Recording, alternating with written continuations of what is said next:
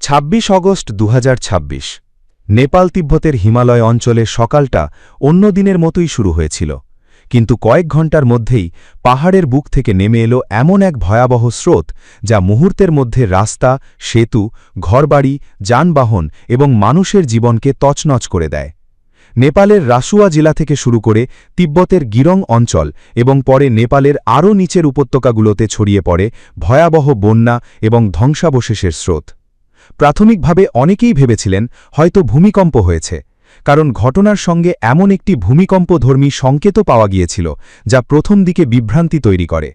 কিন্তু পরে স্যাটেলাইট ছবি, ভূতাত্ত্বিক তথ্য এবং বিজ্ঞানীদের প্রাথমিক বিশ্লেষণের সামনে আসে আরও ভয়ঙ্কর একটি সম্ভাবনা। এই বিপর্যয়ের কেন্দ্রে ছিল একটি বিশাল বরফ ও পাথরের ধস। তাহলে ঠিক কী ঘটেছিল? কেন এত দ্রুত পানি ও কাদার স্রোত নেমে এলো? এটি কি শুধু একটি হঠাৎ বন্যা, নাকি এর পেছনে রয়েছে হিমালয়ের বদলে যাওয়া পরিবেশ? আর বিজ্ঞানীরা ভবিষ্যতে এমন আরেকটি বিপর্যয়ের আশঙ্কা করছেন কি? এই প্রশ্নগুলোর উত্তর খুঁজতেই আজকের এই প্রতিবেদন। পুরো ঘটনাটি আমরা 4টি গুরুত্বপূর্ণ প্রশ্নের মাধ্যমে বুঝে নেব। প্রথম প্রশ্ন, নেপালে আসলে কি ঘটেছিল? ঘটনাটি ঘটে নেপালের রাসুয়া জেলার উত্তরাঞ্চলে, তিব্বত সীমান্তের কাছাকাছি লেন্দে নদী বা লেন্দে খোলা এলাকার আশপাশে। এই নদী পরে ভোতে-কোশি নদী ব্যবস্থার সঙ্গে যুক্ত হয়ে নেপালের ভিতরে আরও নিচের দিকে প্রবাহিত হয়। বিজ্ঞানীদের প্রাথমিক বিশ্লেষণ অনুযায়ী উচ্চ হিমালয়ের একটি অংশে বরফ ও পাথরের বিশাল ধস নেমে আসে। স্যাটেলাইট ছবিতে এমন পরিবর্তন দেখা গেছে যা থেকে ধারণা করা হচ্ছে হিমবাহের একটি বড় অংশ ভেঙে নিচের উপত্যকার দিকে পড়ে যায়। রয়টার্সের প্রতিবেদনে বিশেষজ্ঞরা জানিয়েছেন হিমবাহের নিচের অংশ ভেঙে কয়েকশো মিটার নিচে পড়ে যাওয়ার সম্ভাবনাই এখন সবচেয়ে গুরুত্বপূর্ণ ব্যাখ্যাগুলোর একটি। কিন্তু একটি বরফ ধস কিভাবে এত ভয়ঙ্কর বন্যা তৈরি করতে পারে? এখানেই রয়েছে এই ঘটনার সবচেয়ে গুরুত্বপূর্ণ রহস্য। ভাবুন, হাজার হাজার টন বরফ, পাথর, মাটি এবং অন্যান্য ধ্বংসাবশেষ হঠাৎ পাহাড়ের উপর থেকে কয়েকশো বা কয়েক হাজার মিটার নিচে পড়ে গেল। সেই পতনের সময় বিপুল পরিমাণ শক্তি তৈরি হয়। বরফ ও পাথর নদীর খাতে আছড়ে পড়ে নদীর প্রবাহকে বাধাগ্রস্ত করতে পারে। একই সঙ্গে নদীতে বিপুল পরিমাণ ধ্বংসাবশেষ ঢুকে পড়ে। এর ফলে পানি, বরফ, পাথর, কাদা এবং মাটি একসঙ্গে মিশে একটি অত্যন্ত ঘন ও দ্রুত গতির স্রোত তৈরি করতে পারে। এটাই পরে পাহাড়ি উপত্যকার দিকে ধেয়ে যায়। এ ধরনের স্রোত সাধারণ নদীর বন্যার মতো নয়। এতে শুধু পানি থাকে না, থাকে বিশাল পাথর, গাছ, কাদা, বরফ এবং পাহাড়ের ভাঙা অংশ। ফলে এটি সামনে যা পায় সেটিকে ধাক্কা দিয়ে নিয়ে যেতে পারে। বিশেষজ্ঞরা এমন স্রোতের ধ্বংসাত্মক শক্তিকে কখনো কখনো তরল কংক্রিটের সঙ্গে তুলনা করেন, কারণ এর মধ্যে এত বেশি পলি ও পাথর থাকে যে এটি স্বাভাবিক পানির মতো আচরণ করে না। এই কারণেই ঘটনাটি এত দ্রুত ভয়াবহ আকার নেয়। প্রাথমিক প্রতিবেদনে নেপাল ও তিব্বতে মৃতের সংখ্যা 160-এর বেশি বলে জানানো হয়েছে, আর নিখোঁজের নিয়ে বিভিন্ন সময়ে বিভিন্ন হিসাব পাওয়া যাচ্ছে। উদ্ধার অভিযান চলতে থাকায় এই সংখ্যা পরিবর্তিত হচ্ছে। বহু বিদেশি পর্যটক ও তীর্থযাত্রীও নিখোঁজদের তালিকায় রয়েছেন। সবচেয়ে ভয়ঙ্কর বিষয় হল, পাহাড়ি অঞ্চলে এমন আকস্মিক স্রোত তৈরি হলে মানুষকে সতর্ক করার সময় খুবই কম থাকতে পারে। দ্বিতীয় প্রশ্ন, তাহলে কি এই বন্যার কারণ ভূমিকম্প? ঘটনার পর প্রথম দিকে ভূমিকম্পের বিষয়টি সামনে আসে, কারণ একটি ভূমিকম্প শনাক্ত হয়েছিল এবং স্থানীয়ভাবে সেটিকে পশ্চাভ্য কারণ হিসাবে দেখা হয়েছিল। কিন্তু পরে ইউএস জিওলজিক্যাল সার্ভে বা USGS-এর তথ্য এবং বিজ্ঞানীদের বিশ্লেষণে বিষয়টি নতুনভাবে দেখা হয়। গবেষকদের মতে যে কম্পন শনাক্ত হয়েছিল সেটি বড় কোনো ভূমিকম্পের কারণে নয়, বরং বরফ পাথরের বিশাল ধসের সঙ্গে সম্পর্কিত একটি ভূমিকম্পধর্মী সংকেত হতে পারে। অর্থাৎ বিষয়টি এমন হতে পারে, পাহাড়ের একটি বিশাল বরফ পাথরের অংশ ভেঙে পড়ে। সেই প্রচণ্ড আঘাতে মাটিতে কম্পন তৈরি হয়। ভূমিকম্প শনাক্তকারী যন্ত্রে সেই কম্পন ধরা পড়ে, ফলে প্রথম দিকে সেটিকে ভূমিকম্প বলে মনে হতে পারে। এখানে একটি বিষয় পরিষ্কার করা জরুরি, ২৬ অগস্টের এই বিপর্যয়ের মূল কারণ হিসাবে এখনও পর্যন্ত সবচেয়ে শক্তিশালী ব্যাখ্যা হল হিমবাহ ধস এবং আইস রক অ্যাভালাঞ্চের ব্যাখ্যা। তবে ঘটনাটির প্রতিটি ধাপ, ঠিক কোন অংশ প্রথম ভেঙেছিল, কত পরিমাণ বরফ ও পাথর নেমেছিল এবং পানি কিভাবে প্রবাহিত হয়েছিল, এসব নিয়ে বিজ্ঞানীরা এখনও আলোচনা করছেন। তাই ভিডিওতে এটিকে নিশ্চিতভাবে ভূমিকম্পের কারণে বন্যা বলা ভুল হবে। বরং বলা যায় প্রাথমিক বিভ্রান্তির পর বিজ্ঞানীদের কাছে হিমবাহ ধস এবং আইস রক অ্যাভালাঞ্চের ব্যাখ্যাই এখন বেশি গ্রহণযোগ্য হয়ে উঠেছে। তৃতীয় প্রশ্ন, হিমদাহ কেন ভেঙে পড়ল? এই প্রশ্নের উত্তরই সবচেয়ে গুরুত্বপূর্ণ, কারণ শুধু একটি পাহাড়ি বরফের অংশ ভেঙে পড়েছে একথা বললে পুরো ঘটনাটি বোঝা যায় না। বিজ্ঞানীদের এখন দেখতে হচ্ছে কেন সেই বরফ ও পাহাড়ের কাঠামো অস্থিতিশীল হয়ে উঠেছিল।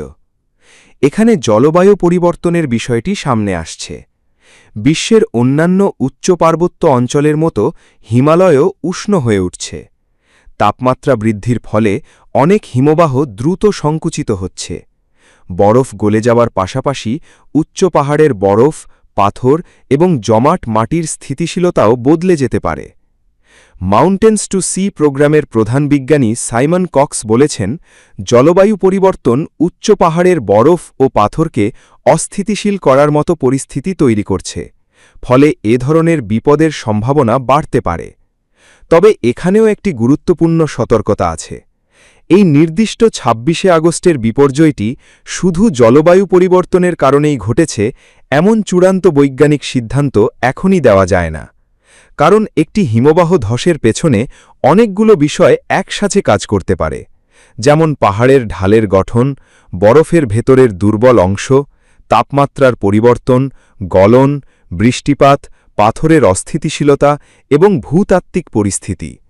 অর্থাৎ জলবায়ু পরিবর্তন হয়তো ঝুঁকি বাড়িয়েছে, কিন্তু এই নির্দিষ্ট ধসের তাৎক্ষণিক ট্রিগার ঠিক কী ছিল সেটি নির্ধারণ করতে আরও গবেষণা প্রয়োজন।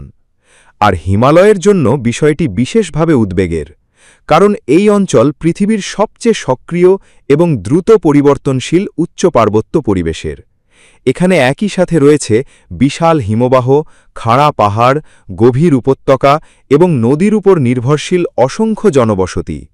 একটি পাহাড়ের উপর বরফের সামান্য পরিবর্তন অনেক নিচে বসবাসকারী মানুষের জন্য বিশাল বিপদ তৈরি করতে পারে। চতুর্থ প্রশ্ন, এমন দুর্যোগ কি আবারও হতে পারে? এখানেই হয়তো এই ঘটনার সবচেয়ে ভয়ঙ্কর শিক্ষা লুকিয়ে আছে।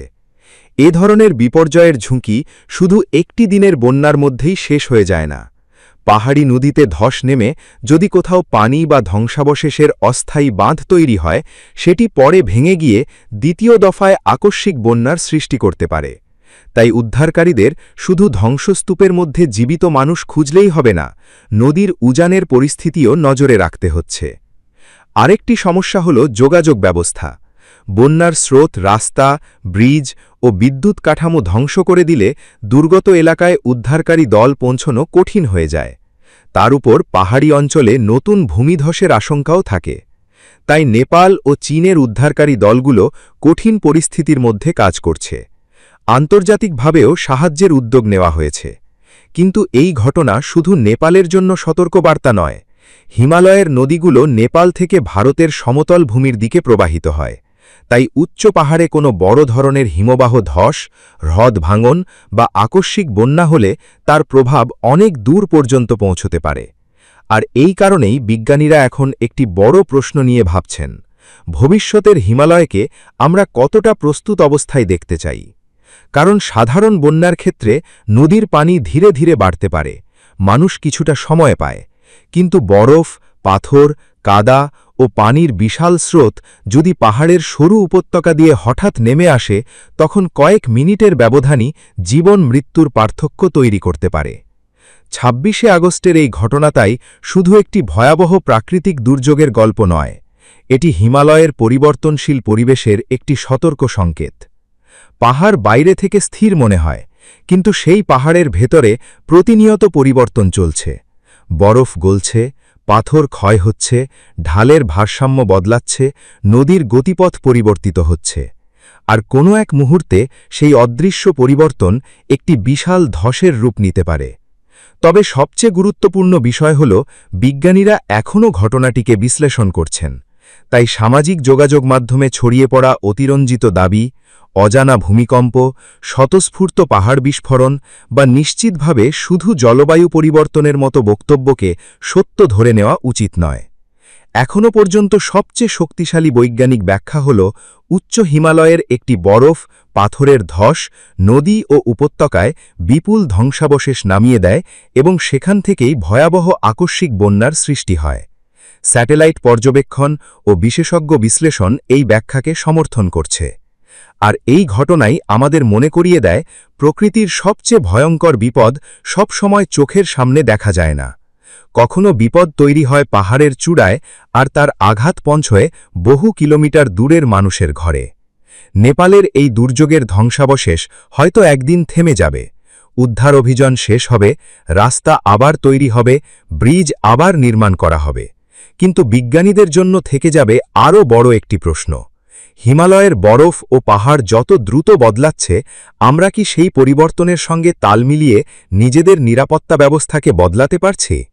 কারণ ২৬শে আগস্টের এই ঘটনা হয়তো কেবল একটি বিচ্ছিন্ন আকর্ষণ, আবার এটিও হতে পারে এটি এমন এক ভবিষ্যতের সতর্কবার্তা যেখানে হিমালয়ের অস্থিতিশীল বরফ ও পাহাড়ের সামান্য পরিবর্তনও হাজার হাজার মানুষের জীবনে ভয়াবহ প্রভাব ফেলতে পারে।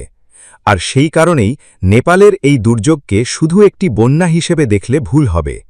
এটি একই সাথে একটি ভূতাত্ত্বিক ঘটনা, একটি জলবায়ু ঝুঁকির সতর্কতা এবং হিমালয় অঞ্চলের মানুষের জন্য ভবিষ্যৎ প্রস্তুতির একটি কঠিন পরীক্ষা।